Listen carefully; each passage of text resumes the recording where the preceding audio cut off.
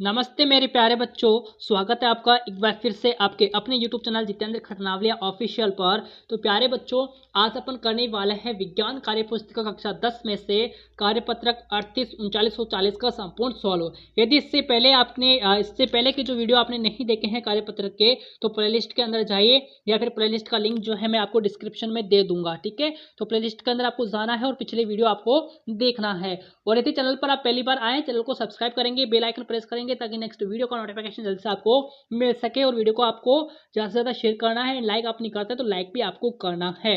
तो आइए शुरू करते हैं। अपन यहाँ पर सबसे पहले कार्यपत्र 38 का सोल्व अपन देखेंगे। तो यहाँ पर देखा विद्युत। ठीक है, तो अपन फर्स्ट क्वेश्चन देखेंगे भाई। आओ जाओ फर्स्ट क्वेश्चन देखते हैं। अपन देखिएगा कि विद्युत धारा यानी कि आई व विभवांतर यानी कि वी की परिभाषा व इकाई लिखना है। आपको क्या करना है, परिभाषा एवं जो है आपको इकाई बतानी है यहाँ पर। तो देखो विद्युत धारा सबसे पहले अपन यहाँ पर लिखेंगे कि विद्युत आवेश के गति या प्रवाह में होने पर उसे विद्युत धारा कहते हैं। क्या कहते हैं, विद्युत आवेश के गति या प्रवाह में होने पर उसे विद्युत धारा कहते हैं। उसका मतलब क्या होता है भाई, एम्पियर होता है। क्या होता है, एम्पियर। ठीक है, विद्युत आवेश की गति या प्रवाह में होने पर जो है उसे अपन विद्युत धारा कहेंगे। इसका मतलब क्या आ जाएगा, एम्पियर आ जाएगा। ठीक है, फिर विभवांतर अपन लिखेंगे, किसी विद्युत परिपथ में एकांक आवेश को एक बिंदु से दूसरे बिंदु तक ले जाने में किया गया जो कार्य है उसे अपन क्या कहेंगे, विभवांतर कहेंगे। और इसका मात्रक जो होता है वो होता है वोल्ट। क्या होता है भाई, वोल्ट जो है इसका मात्रक होता है। ठीक है, फिर से बोल रहा हूं, किसी विद्युत परिपथ में एकांक आवेश को एक बिंदु से दूसरे बिंदु तक ले जाने में जो किया गया कार्य है ना, उसको अपन क्या कहेंगे, विभवांतर कहेंगे या फिर कहते हैं। इसका मात्रक क्या आ जाएगा बच्चे, वोल्ट आ जाएगा। ठीक है, अब देखो सेकंड क्वेश्चन कि विद्युत शक्ति विभव व धारा में संबंध का सूत्र आपको लिखना है। भाई क्या करना है, विद्युत शक्ति विभव व धारा में संबंध का सूत्र आपको लिखना है। तो लिख देंगे अपन P बराबर VI। ठीक है, जहां पर P का मतलब क्या है, विद्युत शक्ति है। ठीक है, और V का मतलब विभवांतर शक्ति और I का मतलब आता है विद्युत धारा। ठीक है ना। अब देखो प्रश्न संख्या 3 है कि 1 किलोवाट घंटा में कितने जूल होते हैं। आपको बताना है बच्चे कि 1 किलोवाट घंटा में जो है कितने जूल होते हैं। तो यहाँ पर कितने जूल होते हैं, 3.6 गुणा 10 की घात 6 जूल। ठीक है ना, 3.6 गुणा 10 की घात 6 जूल जो है यहाँ पर आ जाएंगे। 1 किलोवाट घंटे में कितने जूल हो जाएंगे, 3.6 गुणा 10 की घात 6 जूल। ठीक है, क्वेश्चन नंबर 4, वाट किस भौतिक राशि की इकाई है, बताना है आपको। वाट जो है ना किस भौतिक राशि की इकाई है। तो ऊर्जा की, यहाँ पर कह सकते हैं विद्युत शक्ति। ठीक है, किसकी, विद्युत शक्ति की जो है यहाँ पर आ जाएगी। ठीक है ना। अगला देखेंगे अपन, क्वेश्चन नंबर 5 है कि घरों में विद्युत उपकरण किस प्रकार संयोजित होते हैं। अपन ने जो घरों के अंदर विद्युत उपकरण होते हैं ये किस प्रकार जो है संयोजित होते हैं, ये होते हैं समांतर क्रम के अंदर। किसमें होते हैं, समांतर क्रम के अंदर। ठीक है, फिर देखो अगला देखेंगे अपन, प्रश्न संख्या 6 है कि प्रदर्शित चित्र में 3 प्रतिरोध यानी कि 20 ओम, 30 ओम एवं 50 ओम श्रेणी क्रम में जुड़े हुए हैं।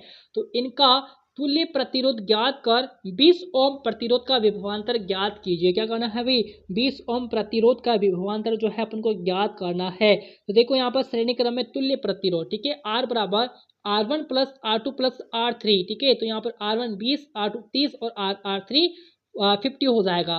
तो यहाँ पर कितना आता है, 100 ओम आता है। कितना आता है, 100 ओम यहाँ पर आता है। अब देखो यहाँ पर I बराबर V बटा R। ठीक है, तो देखो V कितना है, यहाँ पर 150 है, देर का यहाँ पर 150 और R कितना है, 100 आया अपना। ठीक है, R कितना आया, 100। तो भाग देंगे यहाँ पर 0 से 0 कैंसिल हो गया, तो 15 बटा 10 एम्पियर यहाँ पर बचता है। अब बताओ 20 ओम प्रतिरोध विभवांतर अपन को ज्ञात करना है। तो क्या करेंगे, 15 बटे V बराबर कितना हो गया, 15 बटे 10 गुणे में 20 करेंगे अपन। तो 10 1 3 हो गया, 10 2 कितना होता है आपका 20 होता है। 15 और 2 बचा यहाँ पर, 15 को 2 से गुणा कर देंगे तो क्या आता है, 30 वोल्ट आता है। कितना आता है, 30 वोल्ट। तो आपका ये क्या है, आंसर है।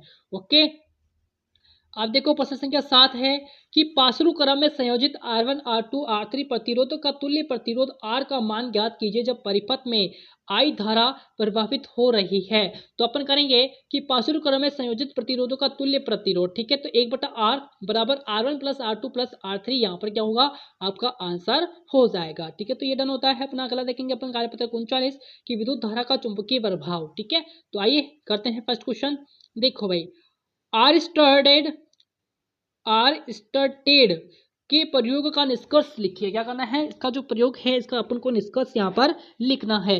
तो उत्तर में लिखेंगे कि जब एक धारावाही चालक अपने चारों ओर चुंबकीय क्षेत्र उत्पन्न करता है, क्या करता है, जब एक धारावाही चालक अपने चारों ओर क्या उत्पन्न करता है, चुंबकीय क्षेत्र उत्पन्न करता है, तो उसका मान एवं दिशा दोनों उस चालक में प्रवाहित होने वाली धारा के परिमाण एवं दिशा पर निर्भर करता है। ठीक है ना। क्वेश्चन नंबर 2, चुंबकीय बल रेखाओं के 3 गुणों को लिखना है अपन को। क्या करना है भाई, चुंबकीय बल रेखाओं के 3 गुणों को अपन को यहाँ पर लिखना है। तो फर्स्ट गुण लिखेंगे कि क्षेत्र रेखाएं उत्तरी ध्रुव से प्रकट होती है तथा दक्षिणी ध्रुव पर विलीन हो जाती है। पहला तो हो गया। सेकंड लिखेंगे कि पर्पल चुंबकीय क्षेत्र में रेखाएं अपेक्षाकृत अधिक निकट होती है। तीसरा लिखेंगे कि क्षेत्र रेखाएं बंद वक्र होती है। ओके, क्षेत्र रेखाएं क्या होती है, बंद वक्र होती है। ओके, प्रश्न संख्या 3 है कि परिनालिका को परिभाषित कीजिए। किसको करना है भाई, परिनालिका को परिभाषित करना है। तो लिखेंगे अपन, देखो परिनालिका को परिभाषित करना है तो देखो यहाँ पर लिखेंगे कि पास पास लिपटे विद्युत रोधी तांबे के तार की बेलन की आकृति की अनेक फेरों वाली कुंडली को अपन क्या कहते हैं भाई, परिनालिका कहते हैं। ये देखो यहाँ पर चित्र भी है इसका। ठीक है, पास पास लिपटे विद्युत रोधी तांबे के तार की बेलन की आकृति की अनेक फेरों वाली कुंडली को अपन क्या कहते हैं भाई, परिनालिका कहते हैं, जिस प्रकार से आपको चित्र में नजर आ रहा है। ठीक है, परिनालिका का चुंबकीय क्षेत्र छड़ चुंबक के जैसा होता है। परिनालिका का जो चुंबकीय क्षेत्र है ना, ये कैसा होता है, छड़ चुंबक जैसा होता है। ठीक है, परिनालिका के अंदर चुंबकीय क्षेत्र एक समान है। क्या है, परिनालिका के अंदर जो है चुंबकीय क्षेत्र एक समान है तथा समांतर रेखाओं के द्वारा दर्शाया जाता है। ठीक है, चुंबकीय क्षेत्र की दिशा देखेंगे अपन, परिनालिका के बाहर उत्तर से दक्षिण, परिनालिका के बाहर तो क्या उत्तर से दक्षिण, और परिनालिका के अंदर दक्षिण से उत्तर। ये इंपॉर्टेंट है भाई आपके लिए। ठीक है, तो परिनालिका का उपयोग किसी चुंबकीय पदार्थ जैसे नर्म लोहे को चुंबक बनाने में किया जाता है। ओके, तो ये था परिनालिका के बारे में।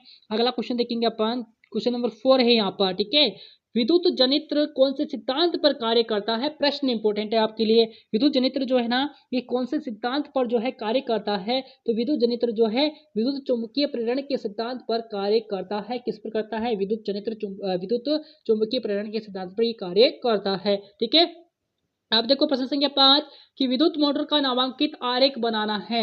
विद्युत मोटर का जो है आपको नामांकित आरेख बनाना है, ये रहा भाई। ठीक है, विद्युत मोटर का जो है नामांकित आरेख आपको बनाना है भाई। तो देखो ये चुंबक फर्स्ट हो गई, ये चुंबक सेकंड हो गई आपकी। ठीक है, यहाँ पर देखो ये धुरी है, ये ब्रश यहाँ पर लगा हुआ है ताकि इसको घूमने में सहायता करेगा, विभक्त वलय।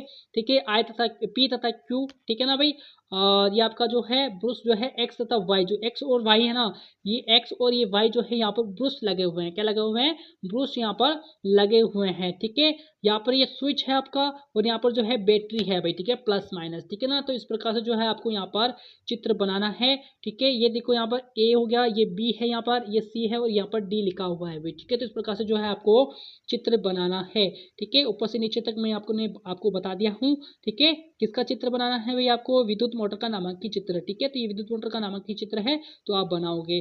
अगला देखेंगे अपन कार्यपत्रक 40 विद्युत धारा तथा चुंबकीय प्रभाव। ठीक है, विद्युत धारा तथा चुंबकीय प्रभाव। तो कार्यपत्रक 40 फर्स्ट क्वेश्चन देखना है कि दो चुंबकीय क्षेत्र रेखाएं एक दूसरे को क्यों नहीं काटती है। बताओ भाई क्यों नहीं काटती हैं। तो इसका आंसर लिखेंगे कि दो चुंबकीय क्षेत्र रेखाएं एक दूसरे को क्यों नहीं काटती है। तो लिखेंगे इसका उत्तर, यदि दो क्षेत्र रेखाएं एक दूसरे को काटेगी तो कटान बिंदु पर दो स्पर्श रेखाएं खींची जा सकेगी। क्या कर सकेगी, रेखाएं जो है खींची जा सकेगी, जिसका अर्थ यह होगा कि कटान बिंदु पर परिणामी चुंबकीय क्षेत्र के दो दिशाएं होगी, जबकि किसी भी बिंदु पर परिणामी चुंबकीय क्षेत्र की केवल एक ही दिशा होती है।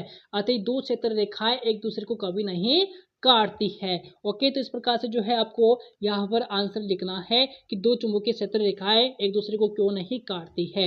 ओके, अगला क्वेश्चन देखेंगे अपन, क्वेश्चन नंबर 2 है किसी छड़ चुंबक के कारण चुंबकीय क्षेत्र रेखाएं बनाइए। क्या करना है आपको, छड़ चित्र की आपको जो है यहाँ पर रेखाएं बनाना है। तो ये रहा आपका, तो ये चित्र आपको बनाना है भाई। ठीक है, अगला देखेंगे प्रश्न संख्या 3 है। प्रश्न संख्या 3 है भाई विद्युत चुम्बकीय प्रेरण किसे कहते हैं? बताओ, विद्युत चुम्बकीय जो प्रेरण है इसको किसे कहेंगे अपन? तो यहाँ पर आंसर लिखना है कि विद्युत चुम्बकीय प्रेरण जब एक चुंबक व कुंडली के बीच आपेक्षिक गति होती है। क्या होती है? विद्युत चुम्बकीय प्रेरण जब एक चुंबक व कुंडली के बीच आपेक्षिक गति होती है तो कुंडली में एक विद्युत वाहक बल उत्पन्न हो जाता है। क्या हो जाता है? कुंडली के अंदर विद्युत वाहक बल उत्पन्न हो जाता है। इस घटना को विद्युत चुम्बकीय प्रेरण कहते हैं। क्या कहते हैं इस घटना को? विद्युत चुम्बकीय प्रेरण कहा जाता है। ओके, प्रश्न संख्या 4 देखेंगे कि विद्युत जनरेटर की क्रियाविधि लिखिए। क्या करना है? विद्युत जनरेटर की यहाँ पर क्रियाविधि लिखना है, तो लिखिएगा। क्रियाविधि जो है यहाँ पर ये रहा अभी, ठीक है। विद्युत जनरेटर की क्रियाविधि आपको लिखना है। मैंने ऊपर जो आपको चित्र बताया था वो यही है, ठीक है। चाहे आप ये भी बना सकते हो, सॉरी वो थोड़ा सा अलग है तो आप वही बनाना, ठीक है ना। तो देखो यहाँ पर विद्युत जनरेटर का सिद्धांत की कार्यविधि, ठीक है। तो अपन लिखेंगे कि एक आयताकार कुंडली ABCD, ठीक है। क्या? एक आयताकार कुंडली ABCD जिसे स्थायी चुंबक के दो ध्रुवों के बीच क्षैतिज रखा जाता है।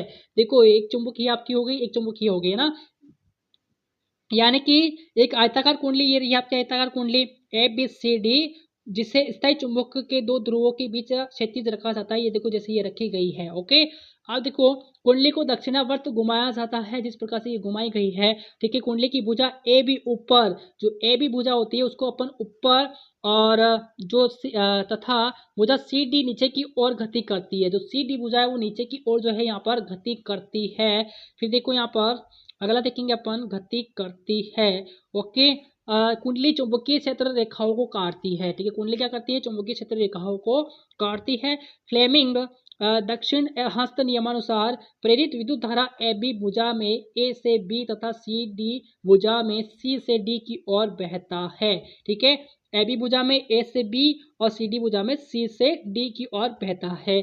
इसका अगला देखेंगे कि अर्ध घूर्णन के पश्चात भुजा CD ऊपर की ओर तथा भुजा AB नीचे की ओर जाने लगती है, ठीक है।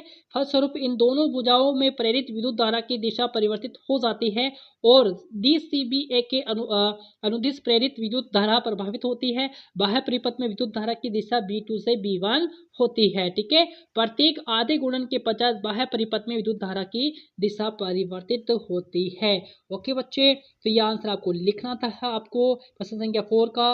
अगला देखेंगे अपन प्रश्न संख्या 5 कि लघु पतन से आप क्या समझते हैं, लिखिए। क्या करना है? लघु पतन से आप क्या समझते हैं, तो आपको लिखना है यहाँ पर शॉर्ट सर्किट, ठीक है। आंसर लिखेंगे जब किसी विद्युत धारा लाने वाली तार उदासीन क्या है, नेचुरल वायर या भूमि पर अर्थ वायर से जुड़ जाती है, ठीक है, तो परिपथ से बहुत बड़ी मात्रा में विद्युत धारा बहती है और प्रतिरोध लगभग शून्य हो जाता है। क्या हो जाता है? प्रतिरोध जो है ये लगभग शून्य हो जाता है। विद्युत धारा उपकरण से गुजरते हुए छोटा रास्ता अपनाती है, इसलिए इसे शॉर्ट सर्किट यानी कि शॉर्ट सर्किट कहते हैं। इससे होने वाली क्षति से बचने के लिए परिपथ में फ्यूज का प्रयोग अवश्य किया जाना चाहिए, ठीक है बच्चा। इंपॉर्टेंट क्वेश्चन है आपके लिए। अगला देखेंगे, आपका प्रश्न नंबर 5 हो गया है। अब देखो प्रश्न संख्या 6 है यहाँ पर। विद्युत मोटर में बताओ, विद्युत मोटर में विद्युत ऊर्जा का रूपांतरण किस ऊर्जा के रूप में करती है? बताओ, विद्युत मोटर में जो विद्युत ऊर्जा का रूपांतरण है ना, ये किस ऊर्जा के रूप में करती है? तो ये आपकी आ जाएगी गतिज ऊर्जा के रूप में, ठीक है। किसमें? गतिज ऊर्जा के रूप में। ऑप्शन से जो है यहाँ पर राइट होगा भाई, ठीक है। तो ये था अपना कार्यपत्रक आपका 40 है ना, 40 और 39 एंड 38 का संपूर्ण सोल्यूशन अपन ने देखा है बच्चे, ठीक है। तो क्लास को पूरा वॉच करना है, अपने मित्रों के साथ में अपने ज़्यादा आप शेयर करेंगे, ठीक है ना। तो मिलने वाले हैं अपन नेक्स्ट वीडियो के अंदर। तब तक के लिए नमस्कार, जय हिंद, जय भारत।